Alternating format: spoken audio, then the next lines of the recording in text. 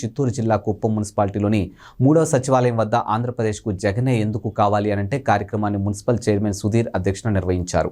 ఈ కార్యక్రమంలో ఎమ్మెల్సీ భరత్ పాల్గొన్నారు. ఈ సందర్భంగా ఆయన మాట్లాడుతూ 2014లో టీడీపీ నేతలు ఇంటింటికి ఏటీఎం కార్డులు ఇచ్చారని, బ్యాంకులకు వెళ్లి ఏటీఎంలు ఇస్తే డబ్బులు ఇస్తారని ప్రజలను మోసం చేశారని ఆయన ఫైర్ అయ్యారు. ఇక తెలుగుదేశం పార్టీ అధికారంలో ఉన్నప్పుడు ఉచితంగా గ్యాస్ సిలిండర్లు ఎందుకు ఇవ్వలేదని ప్రశ్నించారు. మళ్లీ ప్రజలను మోసం చేయడానికి తెలుగుదేశం పార్టీ డ్రామాలు వేస్తున్నారని అన్నారు. అధికారం మన చేతిలో ఉన్నప్పుడు చేయలేంది వేరే వాడు అధికారంలో ఉన్నప్పుడు నేను చేస్తాను అని మళ్ళీ మన దగ్గరికి రావడం అనేది నిజంగా చాలా ఆహ్లాదకరం, చాలా అన్యాయం కూడా. ఒకే ఒక ఉదాహరణ రంగంలో చెప్పడం మర్చిపోయినాడు. అది యాక్చువల్గా అదేంటంటే 2014లో ఇదే తెలుగుదేశం పార్టీకి సంబంధించిన వాళ్ళు చంద్రబాబు నాయుడు గారు ముఖ్యమంత్రి అయిన వెంటనే ఏటీఎం కార్డు ఇచ్చినారు. మనందరికీ ఏటీఎం కార్డు ఇచ్చి ఈ ఏటీఎం కార్డు తీసుకొని పోయి నువ్వు పెట్టమ్మా, చంద్రబాబు నాయుడు గారు ముఖ్యమంత్రి అయిపోయిన వెంటనే ఆ బ్యాంక్ లో పెడితే ఆ బ్యాంకు నుంచి డబ్బులు వస్తాయి, డబ్బులు వచ్చిన వెంటనే మీ అప్పులన్నీ నేను తీసుకోండి అని చెప్పారు. నాకు తెలిసి కుప్పంలో ప్రతి ఒక్క ఇంటికి ఏటీఎం కార్డు ఇచ్చింటారు.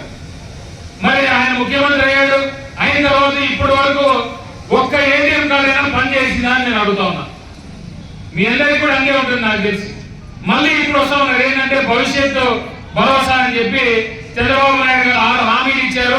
ఆ హామీలన్నీ కూడా మేము నెరవేర్చేస్తాము అని మీ ఇంటి ఫోన్ నంబరు, మీ ఆధార్ కార్డు నంబరు, మీ అన్ని నంబర్లు తీసుకొని మీ ఇంటికి 3 లక్షల రూపాయలు డబ్బులు వేసేస్తాము, మీ అకౌంట్ డబ్బులు వేసేస్తామని చెప్పి ఈరోజు చెప్తా ఉన్నారు.